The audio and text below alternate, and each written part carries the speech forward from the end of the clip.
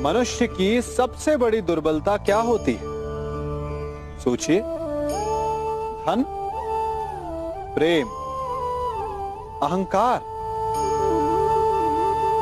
मनुष्य की सबसे बड़ी दुर्बलता होती है उसके रहस्य। चाहे आप कितने भी शक्तिशाली क्यों ना हो, कितने भी प्रबल क्यों ना हो, परंतु उसके रहस्य उसके नाश की चाबी होती है।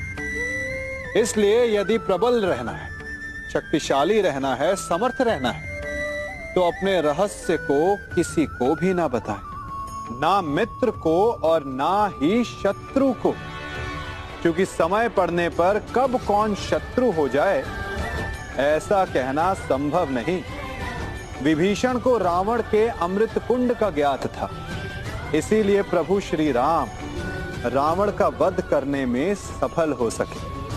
इसलिए उचित यही है कि आप अपने रहस्य को स्वयं तक ही सीमित रखें। मनुष्य जीवन की परीक्षा में सफल होने के लिए क्या नहीं करता? वो परिश्रम करता है, दौड़ भाग करता है, और ये सब करने के पश्चात भी जब उसका काम नहीं बनता तो वो नकल करता है ना? तनिक लौटिए अपने बचपन में, स्मरण कीजिए अपने बचपन की स्मृतियों का। क्या स्मरण हुआ? विद्यालय में जब आप परीक्षा देने जाते थे तो क्या होता था? आप ना सही, परंतु कोई ना कोई सफलता पाने के लिए नकल करता ही था और उत्तीर्ण भी हो जाता था, है ना? परंतु जीवन की परीक्षा ऐसी नहीं होती। नकल करने वाला सफल नहीं होता। कारण विद्यालय में सबके प्रश्न पत्र एक होते थे, परंतु जीवन के प्रश्न पत्र और उनकी कठिनाई सबके लिए भिन्न होती, तो निश्चित रूप से उनके उत्तर भी भिन्न होंगे ना। इसलिए यदि आपको जीवन में सफलता पानी है तो नकल ना कीजिए, स्वयं के प्रश्नों का उत्तर स्वयं ढूंढिए और सफलता आपकी ही होगी। मनुष्य का जीवन हार और जीत, विजय और पराजय, सफलता और असफलता के मध्य झूलता रहता है। आपके साथ भी ऐसा होता होगा, है ना? जब आप सफल होते हैं, किसी चुनौती पर विजय पाते हैं, तो मन प्रसन्नता से आनंद के उपवन में झूमने लगता है, और जब आप असफल होते हैं तब मन दुख और पीड़ा के सागर में डूबने लगता है। परंतु वास्तव में सफलता और असफलता है क्या? तनिक ध्यान से सोचिए। ये केवल हमारी मनोस्थिति मात्र है। हमारी पराजय तब नहीं होती जब हमारा शत्रु विजय प्राप्त कर ले। हमारी पराजय तब होती है जब हम पराजय स्वीकार कर लें। हम असफल तब नहीं होते जब हम लक्ष्य ना पा सके। हम असफल तब होते हैं जब हम प्रयास करना बंद कर दें। इसलिए प्रयास करते रहें और हार ना मानें, क्योंकि जिस दिन आप हार स्वीकारना बंद कर देंगे, जीत आपके चरणों में होगी।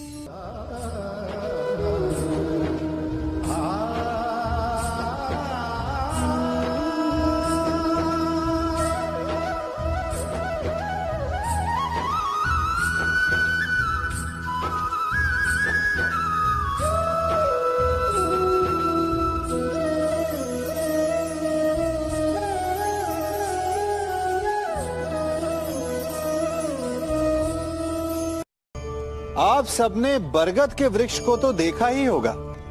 क्या आपको ज्ञात है, बरगद के वृक्ष के बीज का आकार राई से भी छोटा होता है, परंतु बरगद का वृक्ष संसार के महाकाय वृक्षों में जाना जाता है।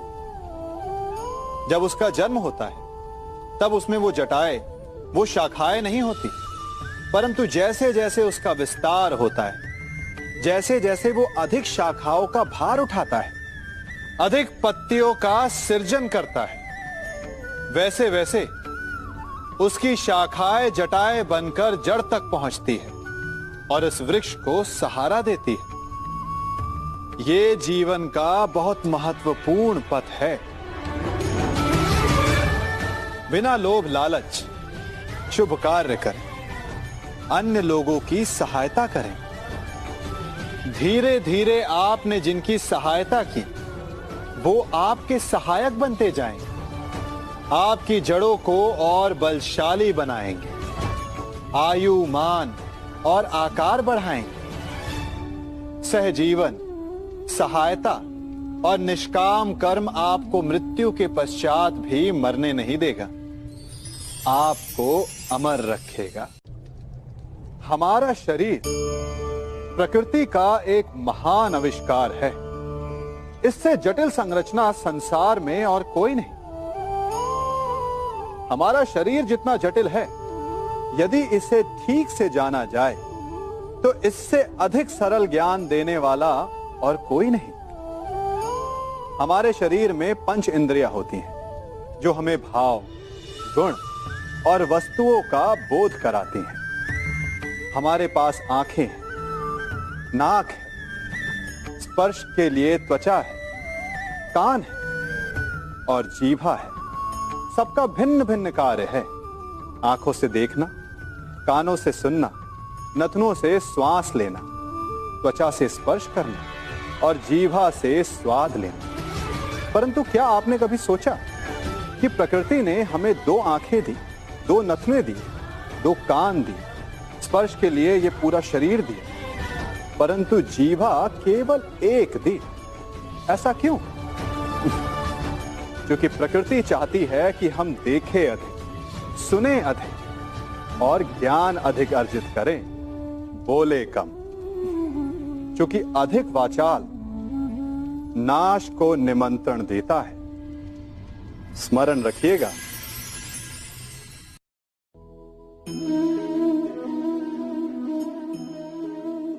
ये सदा यही कहते आए कि यदि आगे बढ़ना है तो अपनों का साथ दो। सत्य कहते हैं, अपनों का साथ देना ही चाहिए, परंतु साथ देने से पूर्व ये अवश्य पहचान लेना चाहिए कि अपने हैं कौन। क्या अपने वही होते हैं जिनके साथ हमारा रक्त संबंध होता है, या अपने मित्र? अपने वो होते हैं जो हमें सद्कार्य के लिए प्रेरित करें, हमें आगे बढ़ाएं, हमारा साथ दें। और वो जिनका साथ देने से समाज का नाश, धर्म की हानि हो, वो सगे हो करके भी सगे नहीं होते। इसलिए जब अपनों की परिभाषा का चुनाव करें तो उन्हें अपना माने जो आपका साथ दे, उन्हें नहीं जो हमें अज्ञान के मार्ग पर ले जाएं।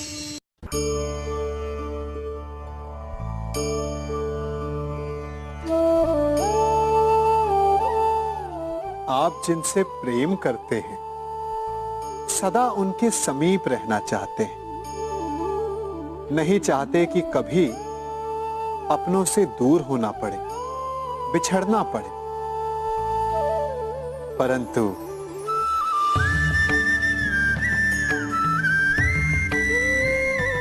एक समय के पश्चात अपनों से दूर हो जाना उन्नति के लिए आवश्यक है। आप माता पिता हैं ना? यदि आप अपनी संतान के जीवन के हर पग पर उनका मार्गदर्शन करते रहेंगे तो आपकी संतान स्वयं मार्ग चुनना कैसे सीखेगी? मार्ग के कांटों से स्वयं को बचाना कैसे सीखेगी? इसीलिए एक समय के पश्चात अपनों से बनाई गई दूरी सदा लाभदायक रहती है। आज मैं आप सबको एक कथा सुनाता हूं। एक दिन प्रातः एक व्यापारी अपने घर से निकला। घर से निकलते ही एक बिल्ली ने उस व्यापारी का मार्ग काट दिया। व्यापारी घबरा गया, वो फिर से घर लौट गया और शुभ घड़ी की प्रतीक्षा करने लगा। और जब वो पुनः अपने घर से निकला तब वो वाहन जा चुका था जिससे राजा तक पहुंचकर उसे भेंट देनी थी। राजा को भेंट नहीं मिली, राजा क्रोधित हो गए। राजा ने उस व्यापारी का व्यापार बंद करवा दिया। इस कारण व्यापारी क्रोधित होकर घर पर अपनी पत्नी से लड़ बैठा। पत्नी अपने बच्चों समेत मैके वापस चली गई और उस व्यापारी के जीवन में यदि कुछ रह गया था तो केवल अंधकार। और इन सब का कारण वो उस बिल्ली को मानता रहा जिसने उसका मार्ग काटा था। ऐसा ही एक दूसरा व्यापारी राजा को भेंट देने निकला और उस व्यापारी का मार्ग भी एक बिल्ली ने काट दिया। वो व्यापारी तनिक घबराया, परंतु उसने आगे बढ़ना अधिक उचित समझा। राजा तक वो समय पर पहुंचा। उसने राजा को भेंट दी। राजा प्रसन्न हुए और राजा ने व्यापारी को अपना व्यापार बढ़ाने की अनुमति दी, स्वर्ण आभूषण दी। जब व्यापारी घर पर पहुंचा तो पत्नी को आभूषण और अपने बच्चों को देने के लिए वस्त्र थे उसके पास। हर ओर प्रसन्नता थी। समझ रहे हैं ना? दोनों के साथ एक ही प्रकार की घटना हुई, परंतु दोनों की प्रतिक्रिया भिन्न थी। ऐसा ही हमारा जीवन भी है। हमारे जीवन में प्रारब्ध का अपना स्थान है, परंतु उससे कई अधिक महत्वपूर्ण हमारी प्रतिक्रिया, हमारे सोच का प्रभाव है, क्योंकि यही हमारे जीवन को आकार देते हैं। इसलिए अपनी सोच को सकारात्मक रखिए। आपका जीवन सदैव आनंदमय।